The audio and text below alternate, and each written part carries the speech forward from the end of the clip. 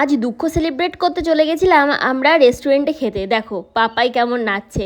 রেস্টুরেন্টে এসে চলো দেখি আমরা কি খাই। আর দুঃখ কেন বললাম, কারণ আমাদের একটু সময়টা খারাপ যাচ্ছে। কি কি প্রবলেম আছে সেটা তোমাদের আস্তে আস্তে জানাবো, এই ভিডিওতে নয়। তবে এই ভিডিওতে চলো খাওয়াটা এনজয় করি। তো আমরা চলে এসেছি প্রাপ্তি রেস্টুরেন্টে। আগের দিন আমরা বিরিয়ানি খেয়েছিলাম এখানে, আর বিরিয়ানি খেয়ে না সত্যি বিরিয়ানিটা মুখে লেগে গেছিলো। তো চলে এসেছি আবার। এতদিন তোমাদেরকে বলতাম যে আমাদের এখানে রয়্যাল বিরিয়ানি আমার বেস্ট লাগে, কিন্তু সত্যি কথা বিশ্বাস করো এখন কেন জানি না রয়্যাল বিরিয়ানি থেকে আমার এই রেস্টুরেন্টে বিরিয়ানিটা বেশি ভালো লাগতে শুরু করে দিয়েছে। তো তাই চলে এসেছিলাম এখানে। আর এসে দেখো নিয়ে নিয়েছি বিরিয়ানি, আর বিরিয়ানি নিয়েছি বলছে রায়তা শেষ। মানে এটা কোনো মানে? দিয়ে আমি মুখটা একদম পুরো স্যাড হয়ে গেছে দেখে, ওরকম স্যাড মুখটা দেখে মানে কাচিয়ে মাচিয়ে এইটুকু রায়তা এনে আমাদেরকে দিল। আমরা 2 প্লেট বিরিয়ানি নিয়েছিলাম, তো এখানে 1 বাটি রায়তা দিয়ে গেল। রায়তাটা দেখেই আমার মুখে জাস্ট হাসি ফুটে গেছে। আর তারপরে এবারে আমি বিরিয়ানি খেতে শুরু করে দিয়েছি গপ গপ করে। আর সত্যি কথা বিশ্বাস করো, রায়তা দিয়ে না আমার বিরিয়ানি খেতে বেশ লাগে। আর তার সাথে ওখানে হচ্ছিল খেলা, একটু করে খেলা দেখছিলাম আর তার সাথে বিরিয়ানি খাচ্ছিলাম।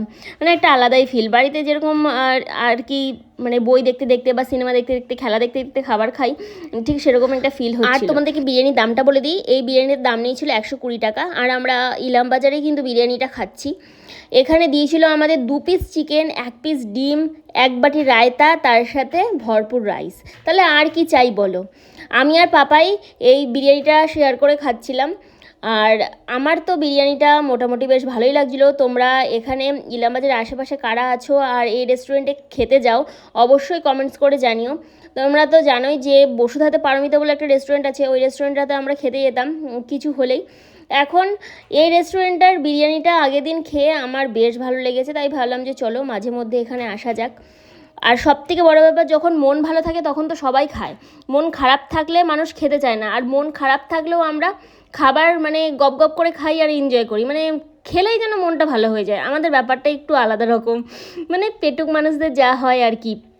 সব কিছুতেই চলো খাই, দুঃখ চলো খাই, কিছু সেলিব্রেট করতে হবে চলো খাই, শ্রাদ্ধ চলো খাই, জন্মদিন চলো খাই, যাই হোক না কেন শুধু খাই আর খাই। তো তোমরা সবসময় কমেন্টস করো তোমরা এত খেতে পারো, এত খেতে পারো। সত্যি এত খেতে পারি, বিশ্বাস করো। আর দিন দিন এত মোটা হয়ে যাচ্ছি, তোমাদেরকে কি বলবো সেটা আর বলার মতন না। যাই হোক, তোমরা কিছু বলো না, তার জন্য আমাকে খারাপ কমেন্টস করো না। এখানে আমরা আলোচনা করছিলাম যে আগের দিনের বিরিয়ানিটা আরও আরও আরও অনেক বেশি টেস্টি ছিল, কিন্তু আজকের বিরিয়ানিটা মানে একটু কম লাগছিল। তার কারণ প্রতিদিন সবার রান্নাও সমান হয় না। এবারে এরপরে আরেক দিন খেতে গেলে তবে বুঝতে পারবো যে ঠিক কিনা। আমার বড় দেখো রায়তাটা নিয়ে নিচ্ছে, একেই তো একটুখানি রায়তা দিয়েছে। আমি বলছি নিও না তো ব্যাং, আমার রায়তা খেতে এত ভালো লাগে তোমাদেরকে কি বলবো। তবে বিরিয়ানিটা একটু লাইট ছিল, তেল কম ছিল। তবে সত্যি কথা বলতে আমি বাড়িতেও কিন্তু বেশ ভালো বিরিয়ানি বানাই। কারণ হচ্ছে বাড়িতে আমার বিরিয়ানি খেতে আমার মেয়ে, আমার বর সবাই খুব ভালোবাসে। আর সত্যি আমার নিজেরও খুব ভালো লাগে। জানি না এত সুন্দর কী করে রান্না করি, আমার হাতে না যা জাদু আছে, বুঝতে পারলে। তবে মানে রেস্টুরেন্টে খাবারের সঙ্গে নিজের খাবারের তুলনা না করাটাই বেটার। আর সব থেকে বড়ো ব্যাপার হচ্ছে এক রাশ মনে দুঃখ কষ্ট নিয়ে খেতে এসে খাবার পেয়ে কিন্তু আমরা সব ভুলে গেছি। এবারে খাবায় কনসেন্ট্রেট করেছি। আর আমরা হচ্ছে সবসময় আলোচনা করছি এই দোকানের বিরিয়ানিটা বেস্ট না, ওই দোকানের বিরিয়ানিটা বেস্ট না, কোনটা বেস্ট, মানে বুঝতে পারছো সব কিছু কিন্তু ভুলে গেছি। খাওয়া পেলে আমরা সব ভুলে যাই। তো তোমরা কারা কারা এমন আছো সেটা কিন্তু অবশ্যই কমেন্টস করে জানিও যে খাবার পেলে সব কিছু ভুলে যাও। তো চলো টাটা।